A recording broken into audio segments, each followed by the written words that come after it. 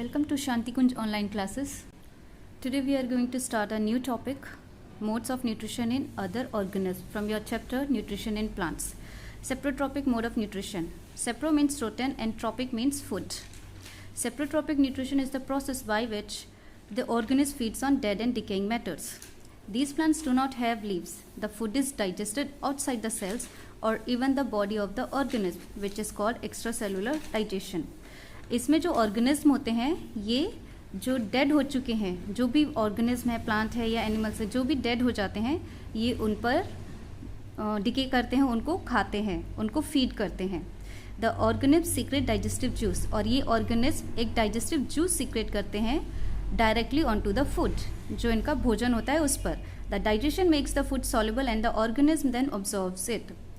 और जब ये डाइजेस्टिव जूस सीक्रेट करते हैं तो इससे इनका जो फूड होता है वो सॉल्युबल हो जाता है और इसको ऑब्जॉर्व करना इन ऑर्गेनिज्म के लिए आसान हो जाता है. Some organism which have saprotrophic nutrition are rhizopus, mucor, yeast, agaricus and many bacteria.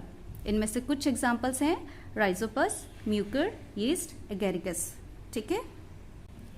As you can see here, mushroom आपने देखा है, इस तरह से दिखता है. ब्रेड पे फफूंद आप सभी ने देखी है और ये उसका माइक्रोस्कोपिक इमेज है जिसमें आप और डिटेल से देख सकते हैं कि फंगस किस तरह से ग्रो करती है.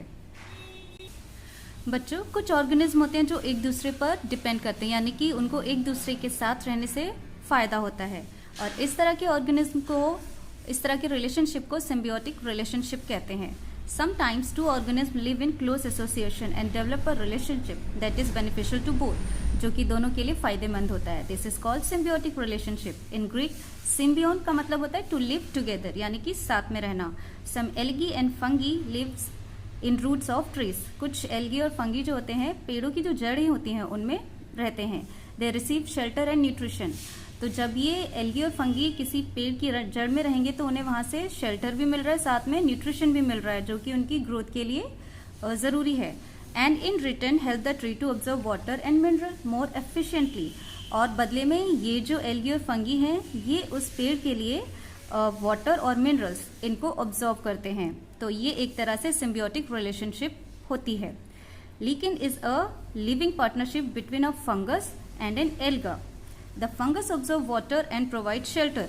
The algae prepares food by photosynthesis. तो आप एक और एग्जांपल देख सकते हैं लेकिन का, जो कि एक फंगस है और एक एल्गा. जो फंगस होता है ये क्या ऑब्जर्व करता है, वाटर, और साथ में शेल्टर प्रोवाइड करता है, जबकि जो एल्गी है वो फूड बनाती है by the process of photosynthesis. तो ये भी एक सिम्बियोटिक रिलेशनशिप शो कर रहे हैं. और यहाँ देखिए ये है Rhizobium is a bacterium that lives in roots of leguminous plants. It converts nitrogen from the atmosphere into usable form that can be utilized by the plants. The plant in turn provide food and shelter to the bacterium. तो आपने देखा symbiotic relationship में क्या होगा, दो जो होते हैं ऑर्गेनिज्म वो एक दूसरे के साथ एक दूसरे को डिपेंड करते हैं और साथ में एक दूसरे के लिए बेनिफिशियल होते हैं. जैसे कि लेकिन ये ग्रो कर रहा है एक रॉक पर और दूसरा प्लांट है लिग्यूमिनस प्लांट. इसमें बेटा नूडल्स बनते हैं. ठीक है, प्लांट में नूडल्स फॉर्मेशन होता है. और ये जो राइजोबियम है ये क्या करता है, ये नाइट्रोजन को कन्वर्ट कर देता है ताकि सॉइल में उसका यूज हो सके और प्लांट उसको यूटिलाइज कर सके, उससे न्यूट्रिशन मिले और ग्रोथ अच्छी हो. और इन टर्न प्लांट्स क्या करते हैं, राइजोबियम जो है उसको फूड एंड शेल्टर दोनों प्रोवाइड करते हैं. अब जानते हैं कि ये जो न्यूट्रिशन है इसकी पूर्ति, यानी कि पोषक तत्वों की पूर्ति जमीन में कैसे होती है. How are nutrients replenished in the soil? Plants remove nutrients from nitrogen, potassium, phosphorus from the soil as they grow. Plants जो होते हैं वो नाइट्रोजन, पोटेशियम और फॉस्फोरस जैसे जो न्यूट्रिएंट्स होते हैं उनको सॉइल से हटा देते हैं जैसे जैसे वो बढ़ते हैं. और ये जो न्यूट्रिएंट्स हैं ये इनको रिप्लेस किया जाता है सॉइल में, so that soil remain productive, जिसकी वजह से जो सॉइल है, जो मिट्टी है वो उपजाऊ बने. So farmers enrich the soil by adding manures and fertilisers. इसी वजह से जो हमारे किसान होते हैं मिट्टी को उपजाऊ बनाने के लिए मैन्योर और फर्टिलाइजर का यूज करते हैं.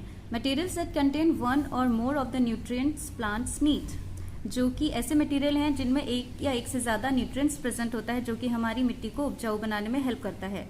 In a forest, no one goes to add fertilizers, but the decomposition of dead leaves and other plants and animals matter encircles the soil with nutrients. लेकिन आप जानते हैं जंगलों में तो कोई नहीं जाता है किसी तरह का फर्टिलाइजर या मैन्योर ऐड करने के लिए। वहाँ कैसे होता है ये? तो वहाँ पर जो है जो डेड एनिमल्स होते हैं या फिर जो लीव्स पेड़ पौधों से गिर जाती हैं वो नीचे जो है इकट्ठी हो जाती हैं। इनके डिकम्पोजिशन से ही मैन्योर मिलता है और इस वजह से जो पेड़ पौधे होते हैं जंगलों में वो आप हमेशा देखेंगे हरे भरे होते हैं। As we have discussed earlier, rhizobium also makes the soil rich in nitrogen. तो हमने पहले भी देखा है राइजोबियम क्या करता है, ये भी सॉइल को जो मिट्टी है उसको नाइट्रोजन रिच करता है।